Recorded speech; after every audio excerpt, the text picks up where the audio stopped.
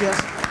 Muy interesante. Vamos ahora con Manuel Solanet, quien es ingeniero civil con estudio de posgrado en economía. Actualmente es presidente de la Academia Nacional de Ciencias Morales y Políticas.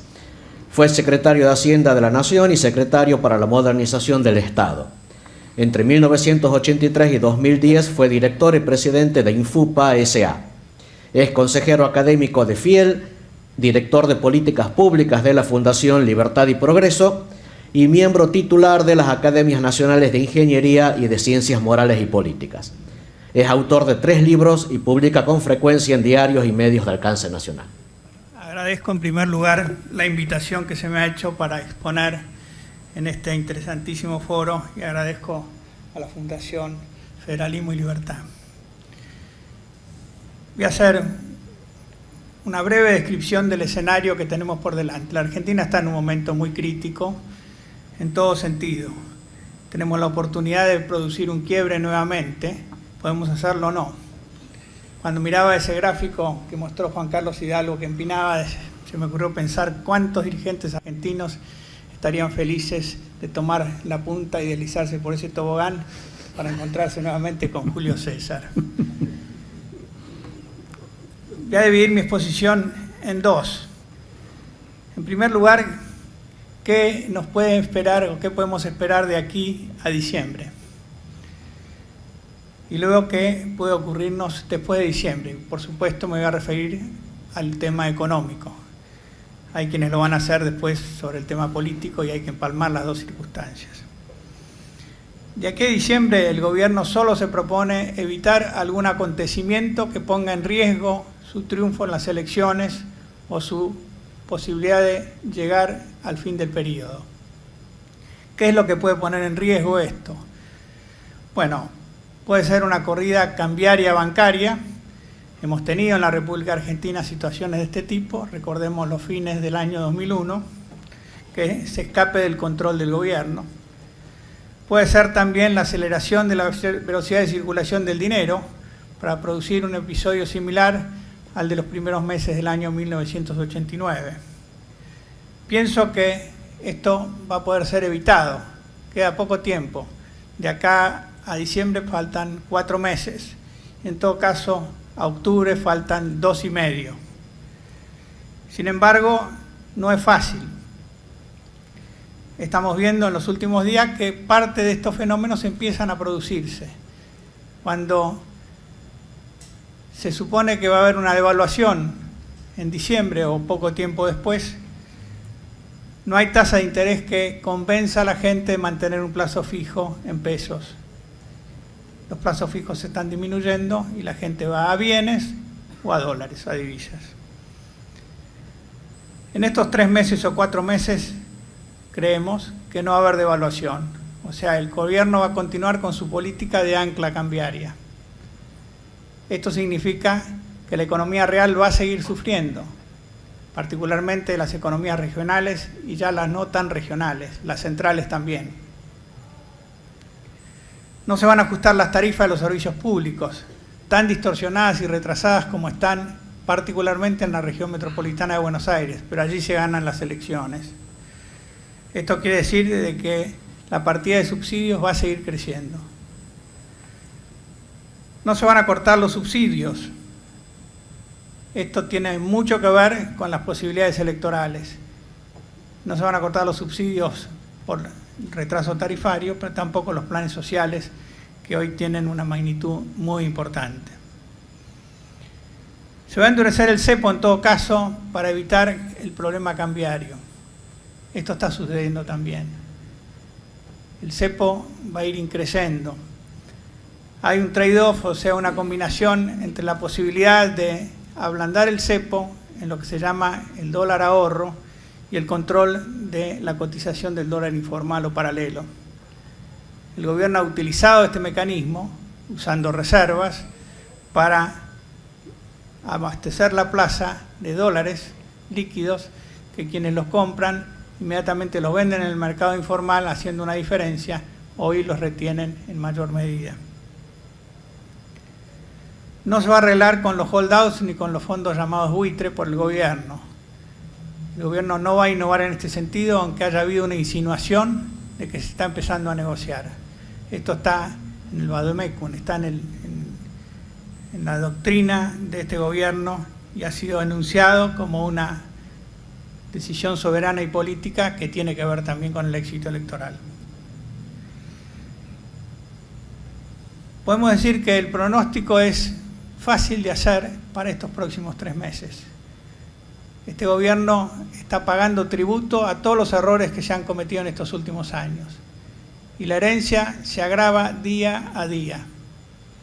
De ahí que el pronóstico para los siguientes meses, a partir del cambio de gobierno, cualquiera sea quien gane, es un pronóstico de enorme dureza.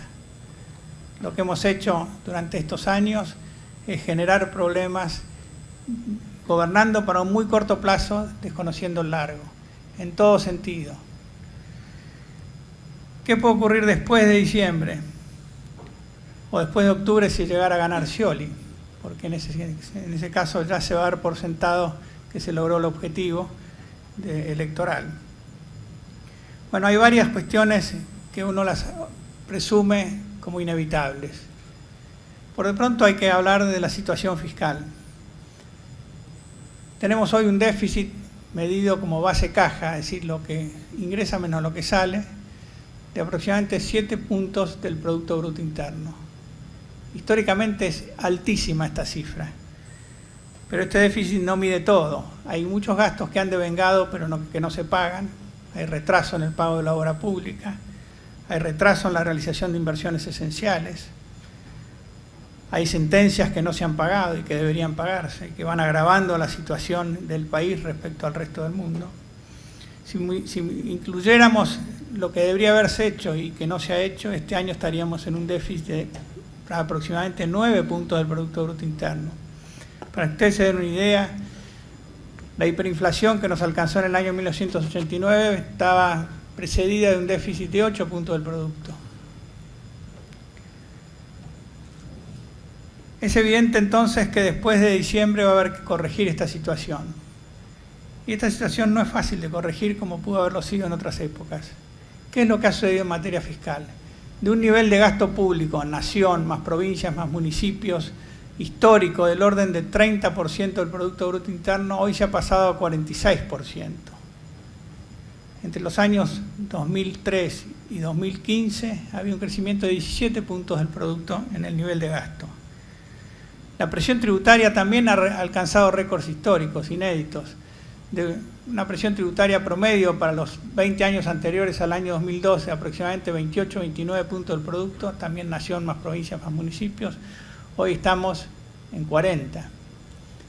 Y esto no es suficiente para evitar tener un déficit como el que les acabo de mencionar.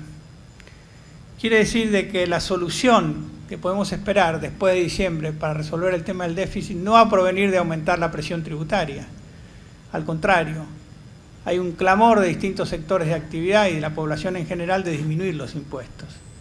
La Argentina nunca los tuvo tan altos y esto afecta, como hemos visto, la libertad económica y afecta seguramente el crecimiento. Como les dije, en esta oportunidad la cuestión fiscal tiene más irreversibilidad y gravedad. Una parte importante de este crecimiento, aproximadamente una cuarta parte, se debe al aumento del número de empleados públicos en el país. Ha crecido en un 60% el número de empleados públicos en el país. Los empleados públicos tienen estabilidad por la Constitución. Además, pensemos en el problema político de reducir el aparato estatal. Va a haber que hacerlo, obviamente va a haber que hacerlo. Lo debimos hacer antes, cuando nos tocó con Ricardo López Murphy tomar el Ministerio de Economía, no tomar, sino que fuimos designados en el año 2001 y veíamos el default en el horizonte. Nos propusimos incorporar a nuestro programa un plan de racionalización administrativa. Bueno, estuvimos 2 semanas en el gobierno. Pero sigo más convencido que hay que hacerlo y el plan está hecho. Otro rubro, aumento del gasto casi irreversible, es el aumento del número de jubilados. Casi se ha duplicado el número de jubilados a cargo del Estado Nacional. El Estado confiscó los sistemas privados, se hizo de los fondos acumulados, se los ha prestado al Tesoro Nacional, hoy están más bien puestos en títulos públicos, pero tiene una masa de jubilados cuyas remuneraciones están indexadas 2 veces por año, que tienen un derecho adquirido. Esto es irreversible, y esos son unos 4 o 5 puntos del Producto Bruto Interno. Hay, por otro lado, subsidios, como les dije. Los subsidios a la energía y al transporte suman unos 4 puntos del producto también, y van creciendo en la medida que las tarifas siguen congeladas. Y los planes sociales, cuyo número es importantísimo, y no solo están en el gobierno nacional, sino también en algunos gobiernos provinciales, suman aproximadamente otros 4 puntos del producto. Y esto es mucho más difícil políticamente de reducir. Hay derechos adquiridos. ¿Quién va a reducir la asignación universal por hijo, por ejemplo? Es considerado hoy una cuestión religiosa. Nadie se anima a decir que la va a reducir. Nadie se anima a decir que va a reducir nada. Más bien, los candidatos dicen, no tiene importancia esto, es muy poco. No es poco. Además, han creado una mentalidad clientelística de depender del Estado. Hay una resistencia a trabajar, hay una pérdida de la cultura del trabajo que va a tener que ser corregida. Es muy duro decirlo, pero hay que decirlo. Bueno, esto que les estoy diciendo da una idea de las dificultades que pueden tenerse cuando haya que reducir el gasto, y va a haber que reducirlo. Alguien dice, pero esto es un tema de ajuste y los ajustes hay que repudiarlos. Pues habrá que cambiarle la palabra, pero va a haber que hacerlo. Y va a haber que enunciarlo el primer día. Porque si el país quiere entrar de vuelta en el sistema internacional de crédito, no va a ser suficiente que arregle con los holdouts y que arregle con los acreedores y que pague las sentencias, cosa que va a tener que hacer también de inicio, y hacerlo bien, negociarlo como corresponde, sino que va a tener que decirle al resto del mundo, yo voy a corregir mi situación. Porque si hiciéramos lo primero y saliéramos del default, saliéramos del desacato, pero mostráramos una perspectiva de 7 puntos del producto de déficit o de 8 o de 9, nadie nos va a prestar. Esto lo hemos vivido. De manera que va a haber que exponer esto y hacerlo creíble. Y para hacerlo creíble tiene que haber una decisión concreta y un inicio de ejecución. Para mí este es el tema más difícil del próximo gobierno. Si esto va a ser de shock o gradualista, el anuncio del programa es inmediato. Después gradualmente va a haber que cumplirlo. Hay una transición durante la cual se va a ir reduciendo el déficit fiscal. Un país como la Argentina, que ha defaulteado tantas veces, si quiere insertarse en el sistema internacional, si quiere tener crédito, y sin crédito no va a haber inversión, y si quiere tener inversiones directas, tiene que bajar su déficit a 0. Es como el borracho. Cuando se cura no puede ni oler el corcho, y esto tiene que ser así. De manera de que acá hay un desafío grande, y es un desafío para los peronistas, para los no peronistas, para los del PRO, para todo el mundo. Por eso digo que el que llegue, si quiere tener un país vivible, y si no quiere caer en un episodio de hiperinflación o de hiperrecesión, va a tener que hacer estas cosas. Tiene que haber mejoras institucionales. Muchas de ellas van a venir ligadas con los acuerdos que se hagan sobre la renegociación de la deuda. Va a tener que retornarse a la relación con el Fondo Monetario Internacional, no ser uno de los 2 o 3 países del mundo que no está en esa relación, porque además esta relación es exigida por fondos, por inversores directos, de lo contrario no vamos a tener inversiones en la Argentina. Va a haber que hacerlo bien. Y el Fondo Monetario Internacional y cualquier acreedor lo primero que van a decir es pongan orden en las estadísticas, no nos pueden seguir mintiendo. Además, esto lo dice un inversor, lo dice cualquiera. Bueno, va a haber que hacer cosas como esta, va a haber que dar plena seguridad que se va a respetar el derecho de propiedad. Para esto hay que asegurar que la justicia va a ser independiente, como bien lo decía Juan Carlos Hidalgo. Estas cosas tienen que ser mucho más claras de lo que serían normalmente, porque tenemos el arrastre, la mochila de no haber cumplido con esto durante estos años.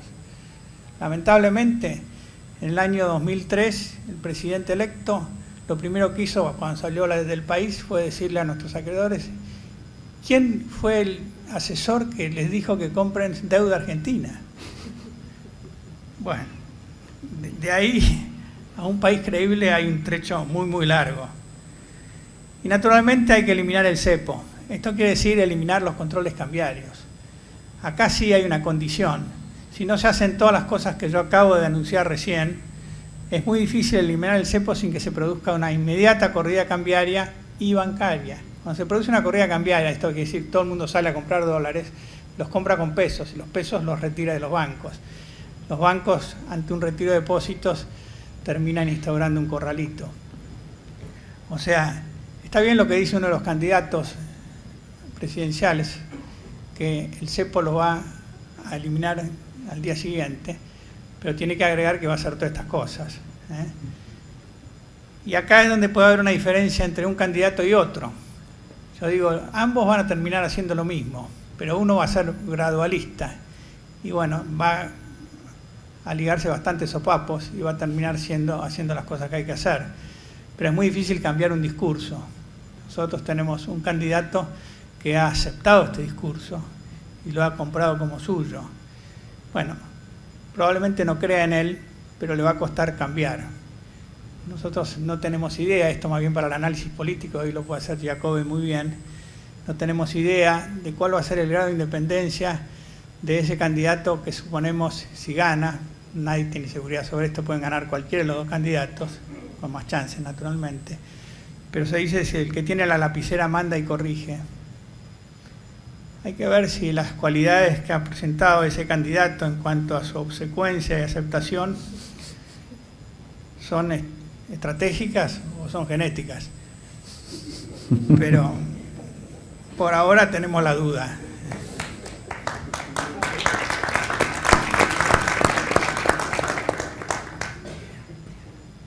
Tenemos un gran desafío por delante, como les acabo de decir, y el plano económico hace al plano social, al plano político.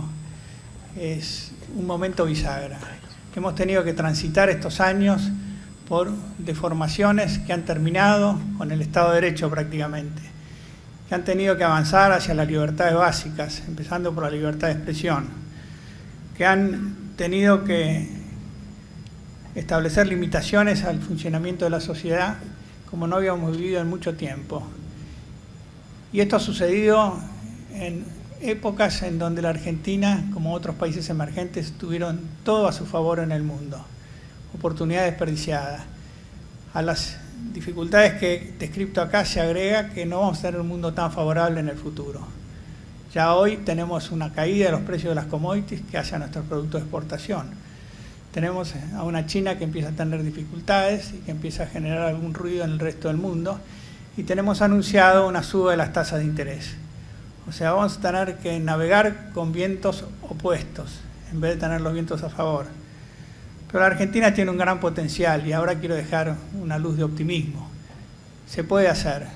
Lo que tenemos que lograr es que se comprenda cómo funciona el mundo y que haya una clase política ilustrada, con suficiente poder para convencer al resto de la población cómo hay que hacer las cosas. Bueno, eso es lo que estamos intentando con la Fundación Federalismo y Libertad y la Fundación Libertad y Progreso, que consideramos hermanas. Muchas gracias.